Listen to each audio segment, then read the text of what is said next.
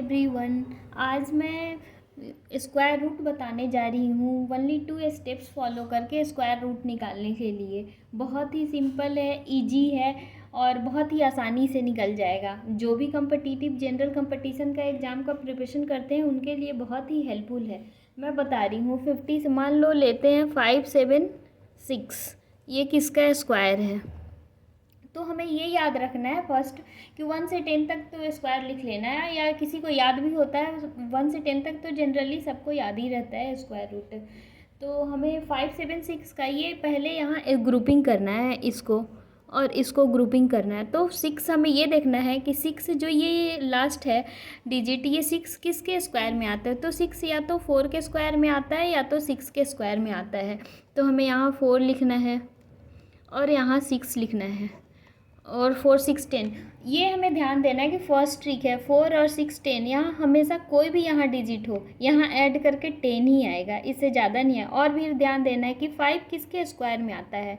तो 5 किसी के स्क्वायर में नहीं आता है तो 2 और 3 के बीच में आएगा। 4 और 9 के बीच में स्क्वायर आता है तो हम 2 लिख देते हैं यहाँ पर। फिर हमें ये ध्यान रखना है कि 2 इससे ग्रेटर देन, एक ग्रेटर 2 इंटू 3 करना है 6। फिर देखना है इसको और इसको में कंपेयर करना है कि कौन बड़ा है। तो 6 कौन बड़ा है कौन छोटा है।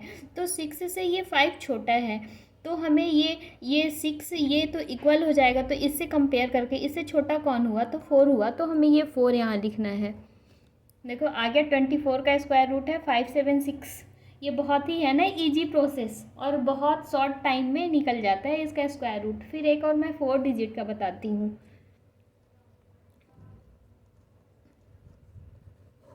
फिर इसे हमें ग्रुपिंग करना है।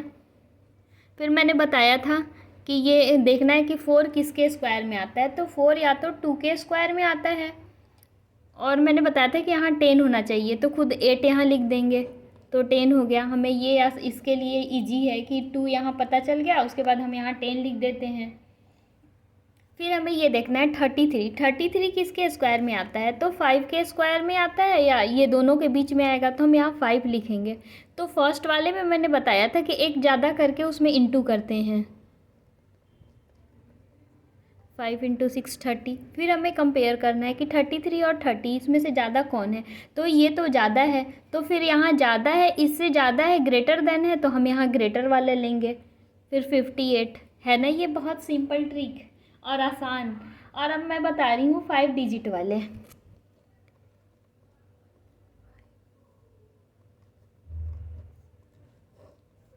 यहाँ फिर इसे हम ग्रुपिंग करते हैं और हमें ग्रुपिंग में ये ध्यान रखना होगा फर्स्ट का 2 डिजिट ही लेते हैं किसी भी ग्रुपिंग में। तो हमने बताया था कि इसका पहले हमें देखना है कि 9 किसके किसके स्क्वायर में आता है। तो 9 आता है 3 के स्क्वायर में और यहाँ जबकि 10 होना चाहिए दोनों को ऐड करके, तो यहाँ 7 होगा। ये तो हमें पता ही है। 151 किसके स्क्वायर में आता है। तो 151 आता है 12 का तो 144 होता है और 13 का 169, तो हम यहाँ 12 लेते हैं। 12 को फिर हमें मैंने बताया था कि यहाँ 12 एक डिजिट ज़्यादा करके इंटू करना है। तो 12 इंटू 13 कितना हुआ। 12 इंटू 13 हुआ 156। फिर हमें कंपेयर करना है 151 और 156। तो ये तो छोटा पड़ गया, तो छोटा हुआ तो छोटा वाला ही हम लेंगे, यहाँ से लेंगे। तो यहाँ 123 का ये हो गया क्यूब स्क्वायर रूट। है ना बहुत ही इजी ट्रिक। ये ट्रिक अपनाइए और जो भी जनरल कंपटीशन का तैयारी करते हैं उनके लिए बहुत ही हेल्पफुल है।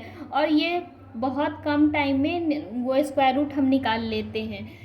ये अगर आपको वीडियो अच्छा लगा तो लाइक शेयर और सब्सक्राइब कीजिए। Thank you.